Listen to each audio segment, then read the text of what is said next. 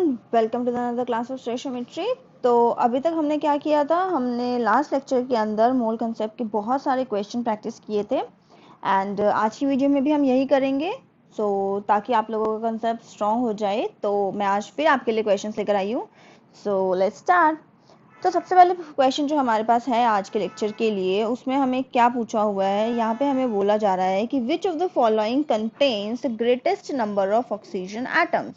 ठीक है, तो हमें यहाँ पे बात करनी है ऑक्सीजन एटम की, पूरे मॉलिक्यूल की नहीं, ऑक्सीजन एटम की।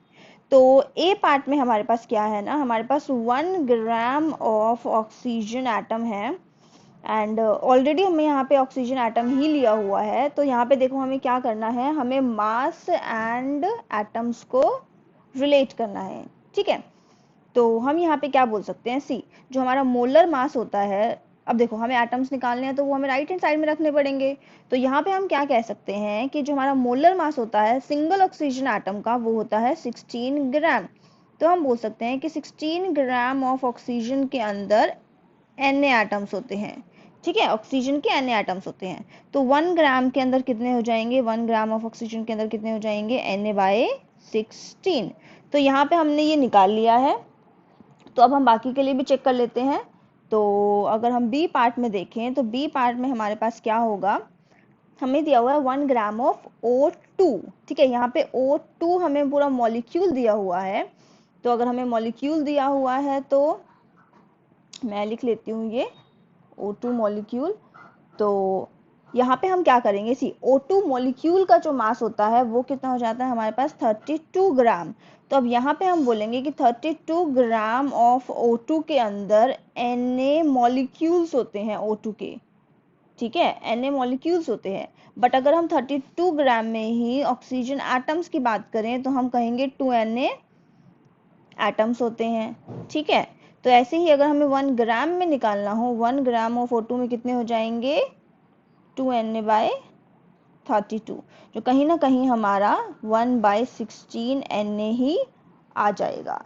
ठीक है, तो ये हमारा हो गया O2 मॉलिक्यूल के लिए। ऐसे ही अगर हमारे सी पार्ट के लिए अगर हम 1 ग्राम ऑफ O3 के लिए निकालें, 1 ग्राम ऑफ O3 के लिए निकालें, तो O3 का जो हमारे पास मास होता है वो हमारे पास होता है 48 ग्राम। ठीक है, हम 32 में 16 और ऐड कर देंगे, हमारा हो जाएगा 48 ग्राम। तो 48 ग्राम ऑफ O3 के अंदर हमारे पास Na मॉलिक्यूल्स होते हैं। ठीक है, तो यहाँ पे हम लिख देते हैं Na मॉलिक्यूल्स।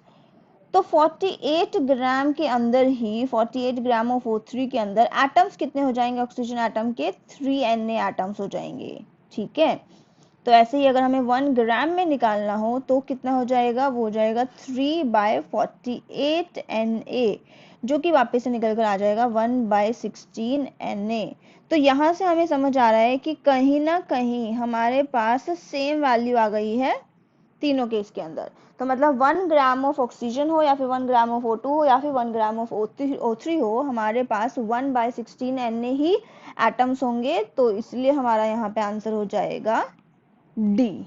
ठीक है, तो आई होप आपको ये क्वेश्चन समझ आ गया होगा। बहुत आसान क्वेश्चन था, हमने कुछ नहीं किया, हमने बस मोलर मास को रिलेट किया पार्टिकल्स से एंड देन हमें जितने मास में पूछा हुआ था हमने उतने मास में एटम निकाले हैं। ठीक है, बस यहाँ पे ध्यान ये रखना था कि हमें पूरे मॉलिक्यूल की बात नहीं करनी थी, हमें ऑक्सीजन के एटम की बात करनी थी। तो आई होप ये आपको आ गया है।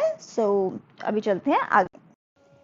ओके, तो इस क्वेश्चन में हमें क्या करना है, हमें नंबर ऑफ मोल्स निकालने हैं of oxygen in 1 litre of air.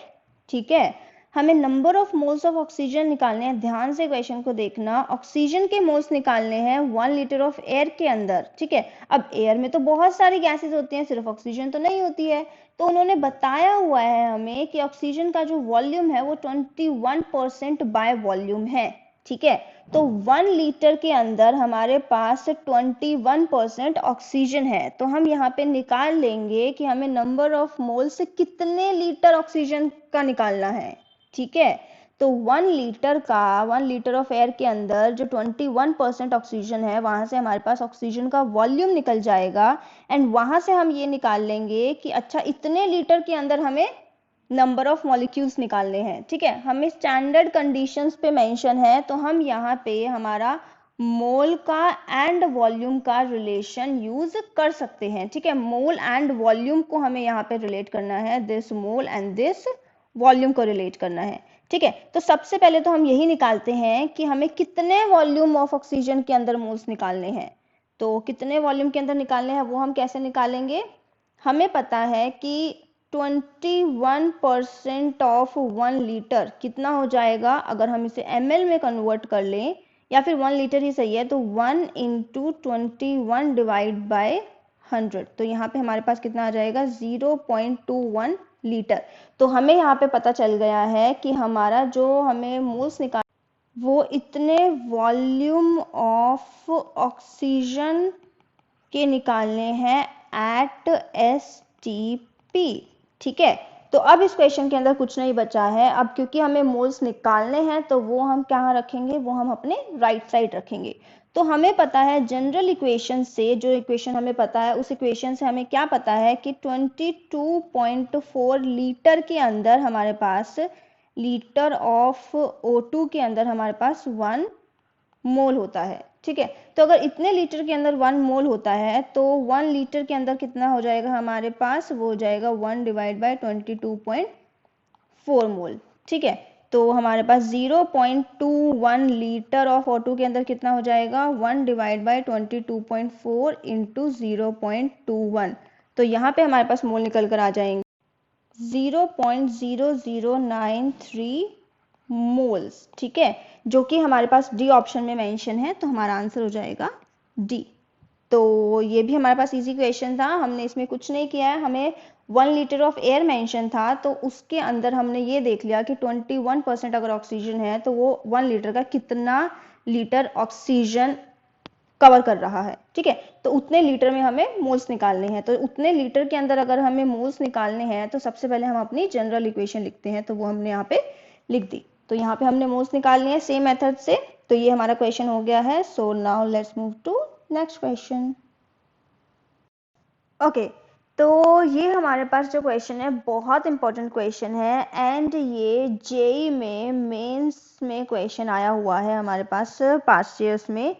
सो ध्यान से इस क्वेश्चन की तरफ देखना कि हम इस क्वेश्चन में क्या करेंगे। सी, हमारे पास क्या मेंशन है, हमें गैसियस मिक्सचर मेंशन है जो कि O2 और N2 का मिक्सचर है, एंड उनका जो रेशियो दिया हुआ है वो 1:4 बाय वेट दिया हुआ है, एंड हमें निकालना क्या है, ratio of the number of molecules.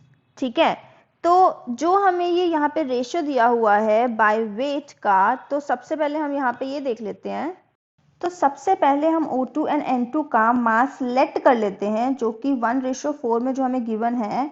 तो यहाँ पे सबसे पहले हम कर लेते हैं कि let mass of O2 is 1 gram and let mass of N2 is 4 gram. ठीक है, बिकॉज हमारे पास वो 1:4 में मेंशन है, तो हमने 1 ग्राम एंड 4 ग्राम लेट कर लिया है। ठीक है, यहाँ से अब हम एक बात देख सकते हैं कि हमें निकालना क्या है, हमें नंबर ऑफ मॉलिक्यूल्स निकालने हैं। ठीक है, हमारे पास रिलेशन क्या है, नंबर ऑफ मॉलिक्यूल्स का एंड मास का, number of molecules and mass का रिलेशन हमारे पास है। तो सबसे पहली इक्वेशन जो हमें पता है वो हम मोलर मास के रिस्पेक्ट में बोलते हैं। देखो हम क्या करेंगे, पहले मोलर मास के लिए निकाल लेते हैं कि भाई जैसे O2 है, O2 का मोलर मास 32 ग्राम होता है, कि 32 ग्राम में तो Na पार्टिकल्स होते हैं, क्योंकि हमें नंबर ऑफ मॉलिक्यूल्स निकालने हैं तो हमें ग्राम से रिलेट करना है ना। तो हम निकाल लेते हैं कि भाई, चलो लिख लेते हैं इसको कि 32 ग्राम ऑफ O2 के अंदर तो Na मॉलिक्यूल्स होते हैं। ठीक है, तो अगर 32 ग्राम के अंदर Na मॉलिक्यूल्स होते हैं तो 1 ग्राम ऑफ O2 के अंदर कितने हो जाएंगे, Na बाय 32 मॉलिक्यूल्स। तो यहाँ पे हमारे पास 1 ग्राम के अंदर मॉलिक्यूल्स आ गए, 1 ग्राम ऑफ O2 के अंदर मॉलिक्यूल्स आ गए उसके। ऐसे ही सेम हम N2 के मॉलिक्यूल्स निकाल लेते हैं, तो मोलर मास जो होता है N2 का वो 28 ग्राम होता है। तो यहाँ पे हम लिख सकते हैं कि 28 ग्राम ऑफ N2 के अंदर तो भाई Na मॉलिक्यूल्स होते हैं N2 के, Na मॉलिक्यूल्स होते हैं N2 के। तो 4 ग्राम ऑफ N2 के अंदर कितने मॉलिक्यूल्स हो जाएंगे, तो ये हो जाएंगे Na बाय 28 इंटू 4 मॉलिक्यूल्स।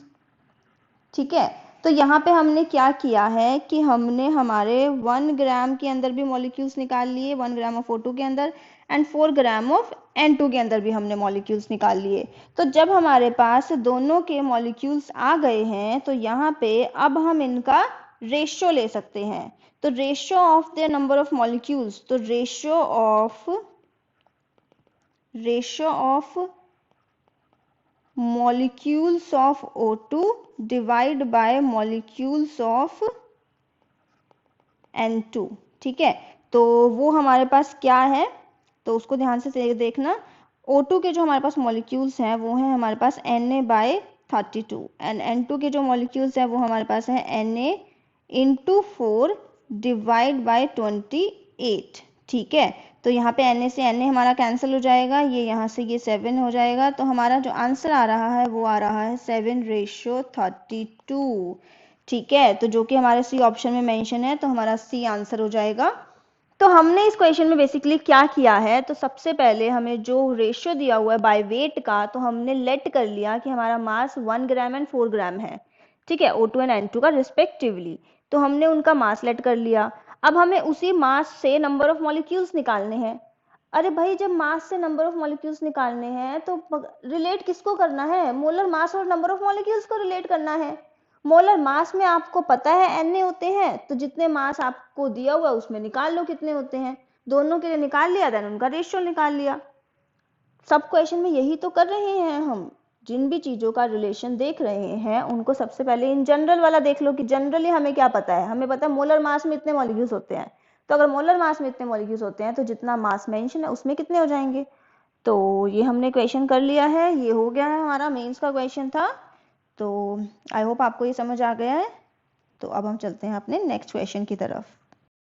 तो यहाँ पे हमारे पास ये एक बहुत इंटरेस्टिंग क्वेश्चन है जिसके अंदर हमें एक इनऑर्गेनिक कंपाउंड दिया हुआ है। This is inorganic compound and इस इनऑर्गेनिक कंपाउंड में 1 मॉलिक्यूल के अंदर हमारे पास 1 एटम है जिंक का, 2 एटम्स है हमारे पास क्रोमियम के, एंड हमें ऑक्सीजन के एटम्स निकालने हैं कि 1 मॉलिक्यूल के अंदर कितने ऑक्सीजन के एटम्स हैं, ठीक है। तो ये तो चीज हमें निकालनी है। हमें मेंशन क्या है, हमें मास मेंशन है जिंक का, एटम हमें क्रोमियम के मेंशन है, एंड हमें मोल मेंशन है ऑक्सीजन एटम के, ठीक है। तो यहाँ पे तो अभी हमने 1 मॉलिक्यूल के लिए देख लिया कि अच्छा कितने कितने एटम मेंशन है, ठीक है। तो अब हम देख लेते हैं कि 1 मतलब हमारे पास हम ये देख लेते हैं कि जिंक के कितने मोल हैं एंड ऑक्सीजन के मोल तो ऑलरेडी मेंशन है। तो मेन चीज हमें यहाँ पे ना सिर्फ जिंक और ऑक्सीजन को कंपेयर करके ही हमारा आंसर आ जाएगा, क्योंकि हमें ये पता है कि इनऑर्गेनिक कंपाउंड के अंदर 1 मॉलिक्यूल के अंदर 1 जिंक है। अगर 1 जिंक है तो सबसे पहले तो क्या करते हैं ना, देखो हम सबसे पहले क्वेश्चन ही सॉल्व करते हैं। हमें यहाँ पे मास और मोल को रिलेट करते हैं। तो हमें यहाँ पे देखो जिंक का जो मोलर मास होता है वो होता है 65.38। तो 65.38 ग्राम ऑफ जिंक जो होता है वो 1 मोल के इक्वल होता है, ठीक है। तो 9.81 ग्राम ऑफ जिंक के अंदर कितने मोल हो जाएंगे, तो ये हो जाएगा 1 डिवाइड बाय 65.38 इंटू 9.81। तो यहाँ पे हमारे पास मोल आ जाएंगे 0.15 मोल ऑफ जिंक हमारे पास आ गए हैं, ठीक है। अब यहाँ पे देखो हमें मोल जो दिया हुआ है, मोल जो हमें ऑक्सीजन एटम का दिया हुआ है वो हमें दिया हुआ है 0.6 मोल, ठीक है। तो अब आप एक बात सोचो कि जिंक का इतना मोल है एंड हमारे पास ऑक्सीजन का जो मोल है ऑफ ऑक्सीजन वो इतना है। तो यहाँ पे आपके पास क्या आ गया है ना, आपके पास जिंक के मोल्स आ गए एंड आपके पास ऑक्सीजन के मोल्स आ गए हैं। अब आप एक नॉर्मल सा लॉजिक लगाओ कि इस मॉलिक्यूल के अंदर अगर आप ये बोलते हो कि आपके पास इस मॉलिक्यूल का 1 मोल है, तो आप ये कह सकते हो कि आपके पास जिंक का भी 1 मोल है एंड ऑक्सीजन के जो मोल्स हैं वो x हो जाएंगे, ठीक है। तो यहाँ से एक नॉर्मल सा लॉजिक लगाओ कि आपके पास जब 0.15 मोल ऑफ जिंक है तो आपके पास 0.6 मोल ऑफ ऑक्सीजन है, ठीक है। तो 0.15 मोल के लिए आपके पास 0.6 मोल ऑफ ऑक्सीजन है, तो 1 मोल ऑफ जिंक के लिए, तो 1 मोल ऑफ जिंक के लिए आपके पास कितना मोल ऑक्सीजन हो जाएगा, तो 0.6 डिवाइड बाय 0.15 और यहाँ से आंसर आ जाएगा 4। तो इट मींस आपके पास 4 मोल ऑफ ऑक्सीजन है, मतलब कि जो वैल्यू ऑफ x है वो 4 है। तो यहाँ से आप प्राउडली लिख सकते हो 4, ठीक है। तो ये बहुत अच्छा क्वेश्चन था। तो ये हो गया है, आपने कुछ नहीं किया है, आपने पहले जिंक के मोल्स निकाले, देन आपने ऑक्सीजन के मोल्स निकाले, देन आपने ये देख लिया कि अगर इतने मोल ऑफ जिंक के अंदर अगर इतना मोल ऑफ ऑक्सीजन है तो 1 मोल ऑफ जिंक के अंदर कितना होगा, क्योंकि इस कंपाउंड के अंदर आपके पास जिंक 1 है। अगर आप सेम अगर क्वेश्चन क्रोमियम के रिस्पेक्ट में करते तो आप ऐसे भी करके देख सकते हो, चाहे आप चेक करके देखना इसको कि क्रोमियम के भी मोल्स निकाल लो, फिर आप ये डायरेक्ट कर सकते हो कि अच्छा इतने क्रोमियम के इतने मोल्स में ऑक्सीजन के 0.6 मोल्स, तो 2 मोल ऑफ क्रोमियम के लिए ऑक्सीजन के कितने मोल्स आ जाएंगे। आई एम श्योर आपका आंसर 4 ही निकल कर आएगा। ठीक है, तो आप ये चेक करके देखना जरूर। तो यहाँ पे हमारा ये क्वेश्चन हो गया है। So let's move to next question. तो ये हमारे पास अनदर मेंस का क्वेश्चन है, ये पास्ट ईयर मेंस में आ चुका है। तो let's start with this question. देखो इस क्वेश्चन में हमारे पास क्या है, हमें मोल्स निकालने हैं मैग्नीशियम फॉस्फेट के, दिस होल कंपाउंड या फिर कह लो मॉलिक्यूल के हमें मोल्स निकालने हैं। और हमें मोल्स किसके मेंशन है, हमें ऑक्सीजन एटम के मोल्स मेंशन है। ठीक है, तो यहाँ पे मोल्स का रिलेशन मोल्स के साथ ही है, मतलब मॉलिक्यूल्स का रिलेशन एटम्स के साथ है। ठीक है, तो इस कंपाउंड से हम ये चीज देख सकते हैं। देखो हमें यहाँ पे इस कंपाउंड पे ध्यान देना है, बहुत इजी क्वेश्चन है ये हमारे पास। तो यहाँ पे हमें ये दिख रहा है कि हमारे पास 1 मॉलिक्यूल ऑफ दिस कंपाउंड के अंदर 8 ऑक्सीजन एटम्स हैं। ठीक है, 1 मॉलिक्यूल के अंदर अगर 8 ऑक्सीजन एटम्स हैं तो हम ये भी बोल सकते हैं कि 1 मोल ऑफ दिस कंपाउंड के अंदर 8 मोल्स ऑफ ऑक्सीजन एटम है। ठीक है, तो वही मैं बोल रही हूँ कि मोल को हम मॉलिक्यूल से रिलेट कर सकते हैं, मॉलिक्यूल को मोल से रिलेट कर सकते हैं। तो हमारे पास 1 मॉलिक्यूल के अंदर अगर 8 एटम्स हैं ऑक्सीजन के, तो हम ये बात बोल सकते हैं कि 8 मोल्स ऑफ ऑक्सीजन एटम अगर है हमारे पास, तो हम ये बोल रहे हैं कि हमारे पास 1 मोल ऑफ मॉलिक्यूल है। ठीक है, तो अगर 8 मोल्स से हमारे पास 1 मोल ऑफ मॉलिक्यूल आ रहा है, तो 0.25 मोल्स ऑफ ऑक्सीजन एटम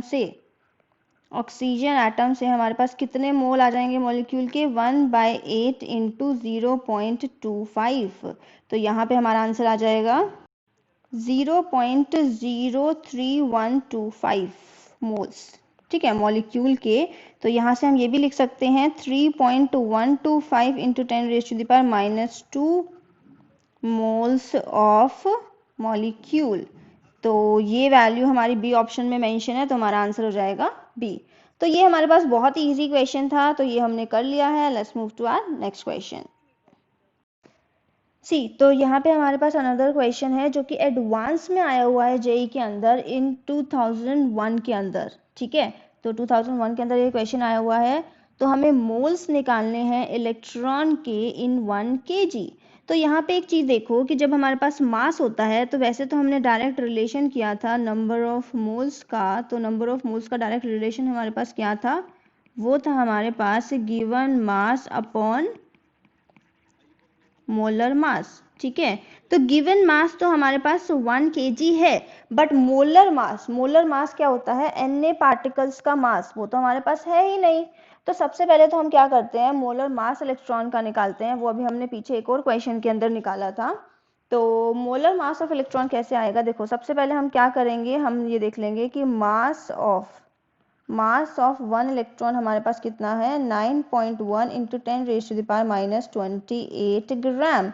तो मास ऑफ Na इलेक्ट्रॉन्स का कितना हो जाएगा, वो हो जाएगा 9.1 इंटू 10⁻⁻28 इंटू 6.022 इंटू 10⁻⁻+20।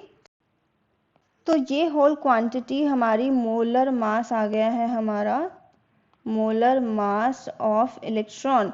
तो यहाँ से अब हम हमारे नंबर ऑफ मोल्स निकाल सकते हैं। तो नंबर ऑफ मोल्स हमारे कितने हो जाएंगे, गिवन मास हमारे पास कितना है, वो है हमारे पास 1000 ग्राम, क्योंकि 1 kg है तो इसका मतलब 1000 ग्राम है। एंड मोलर मास हमारे पास कितना है, 9.1 इंटू 10⁻⁻21 इंटू 6.022 इंटू 10⁻23। ठीक है, तो ये वाली वैल्यू एंड ये वाली वैल्यू हमें एज इट इज रखनी है अभी। और ये जो 10⁻⁻ वाली जो वैल्यूज है उनको सिंप्लीफाई करके हमारे पास जो वैल्यू आ रही है वो आ रही है 9.1, 6.022 एंड यहाँ पे ऊपर आ रहा है 10⁻8। ठीक है, तो ये मैंने ऐसा आंसर क्यों निकाला, क्योंकि मैंने ऑप्शंस को देखा कि ऑप्शन जो है हमारे पास किस टर्म में है। तो ये हमारे पास मोल्स आ गए हैं इतने, तो दिस मोल्स जो है हमारे पास डी ऑप्शन में मेंशन है, तो हमारा आंसर हो जाएगा डी। तो यहाँ पे हमने कर लिए हैं हमारे क्वेश्चंस बहुत सारे ट्राई, मेंस लेवल के भी किए हैं, एडवांस लेवल के भी किए हैं, जो मोल कंसेप्ट से रिलेटेड क्वेश्चंस आए हुए हैं हमारे लास्ट ईयर्स में, ठीक है, पास्ट ईयर्स में। हमने बहुत सारे मोल कंसेप्ट के क्वेश्चन कर लिए हैं, तो आई होप आपको अब मोल कंसेप्ट क्लियर हो गया होगा, आपको आसान लगने लग गया होगा कि उसको कैसे करना है, ठीक है। तो सारी चीज़ों को ध्यान में रखना, ऐसे ही बहुत सारे क्वेश्चंस ट्राई करना। अगर आपको कोई क्वेश्चन नहीं हो रहा तो मेरे इंस्टाग्राम पेज को फॉलो करना एंड वहाँ पे मुझे अपना क्वेश्चन भेज सकते हो, मैं आपका आंसर पक्का भेजूंगी, ठीक है। तो ये हमने कर लिया है, तो इसके बाद हम करेंगे अपना नेक्स्ट, आगे कंटिन्यू करेंगे। तब तक के लिए stay connected, stay safe and bye bye.